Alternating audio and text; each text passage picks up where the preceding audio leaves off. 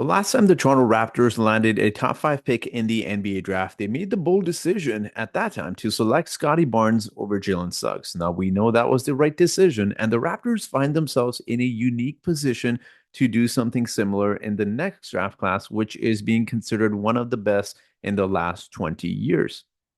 This is the best group of prospects that I've seen in my 20 years covering the draft, and I can't wait to see how it all pans out. With names like Cooper Flag, Dylan Harper, Ace Bailey, VJ Edgecombe, and Nolan Terore, the Raptors will have the opportunity to give Scottie a running mate and raise the ceiling of the Toronto Raptors for the near future. Now, how do they do this? It sounds simple. They won't be able to out-tank teams like the Pistons, like the Wizards, like the Nets, and maybe even the Trailblazers, and this wouldn't come without a risk.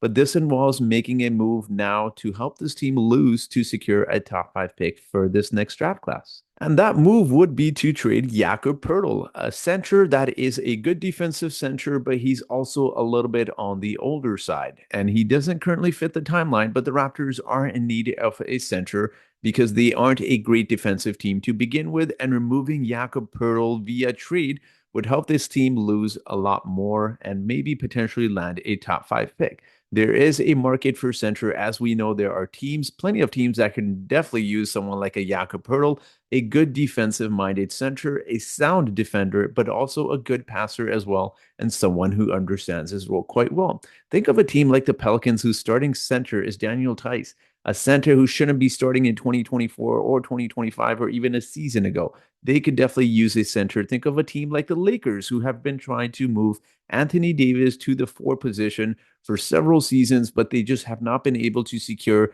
a good center to play the starting role for them. And this is where Jakob Poeltl comes in. And not only do the Raptors lose more games to secure a good pick in the next draft class, what they could also do is acquire assets back as well. It's very realistic to possibly acquire a first round pick in the next couple of draft classes, and a draft class in 2026 is considered very talented as well. So it would be absolutely luxurious for a team like the Raptors to have a couple of second round, or excuse me, this would be their third first round pick, considering they have the Pacers first round pick in the 2026 NBA draft class as well. Now, of course, trading Jakob Poeltl would involve a lot of risks. We saw the Raptors trying to tank last season, and ultimately they didn't even land their top seven protected pick from which they gave the Spurs.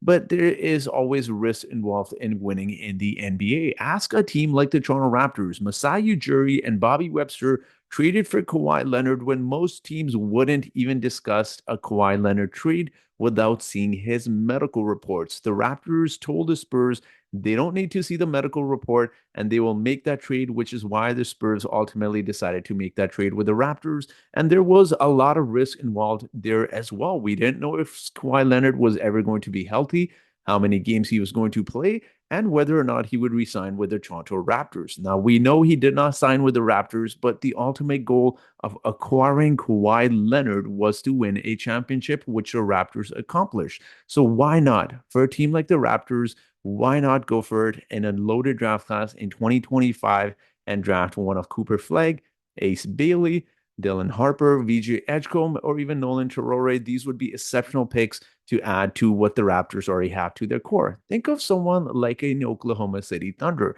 Many fans will argue that the Raptors have a good foundation and they may not need to add talent like that, but think of Shai Gilgeous-Alexander, an MVP level player that has Chet Holmgren as his running mate. Think of a similar situation with the Toronto Raptors. Would the Oklahoma City Thunder's raising a ceiling be the same without someone like Chet Holmgren? Now think of that and apply the same logic to the Toronto Raptors. Would they be the same if they added Ace Bailey, if they added Chet, or excuse me, not Chet Holmgren, but if they added Cooper Flag? Would this Raptors ceiling go from this to this?